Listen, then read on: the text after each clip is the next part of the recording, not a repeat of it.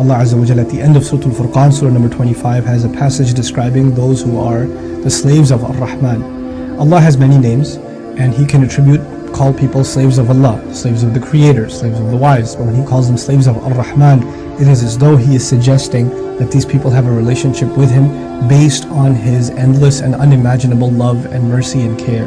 So the slaves of the one who cares a lot, the slaves of the one who loves a lot, the slaves of the one who shows mercy unimaginably.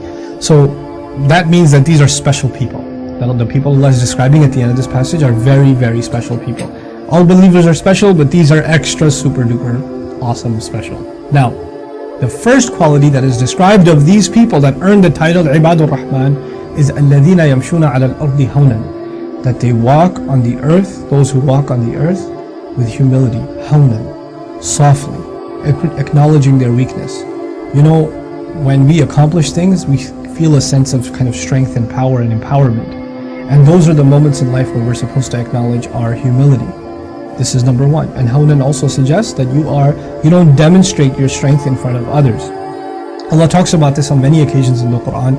For example, lowering your wings before your parents. What does that mean? That means you're an adult, you have a career, you have money, you have your own car, you have a house, and your parents are retired, they're old. So obviously you're in a position of strength and they're in a position of weakness, but you need to not flap your wings too much. You need to chill out and act humbly in front of them. So the act of humility.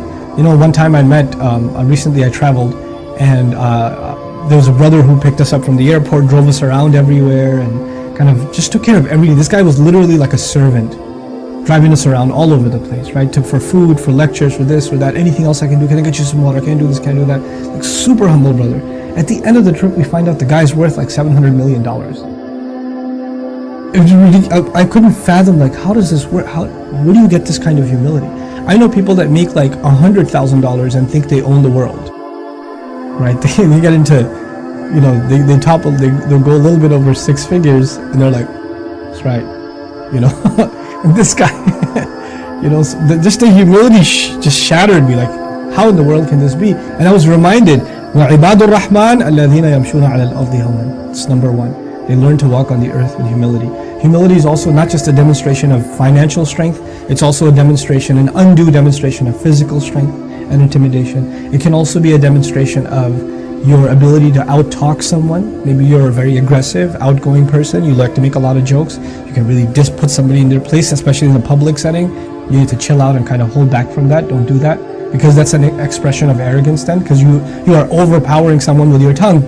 You can overpower someone and put someone in their place with your mouth. You can, you know something about a field, an area, and you just want to stump somebody with your knowledge.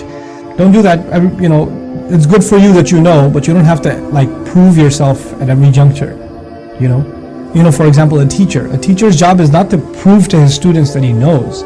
A teacher's job is to try to teach. You know, and you don't have to go and tell everybody your credentials all the time. You don't have to do that. You just be yourself. Just be yourself and be humble before people. As a matter of fact, try to hide your capability in some cases if it means it'll just be a source of intimidation for others, you know.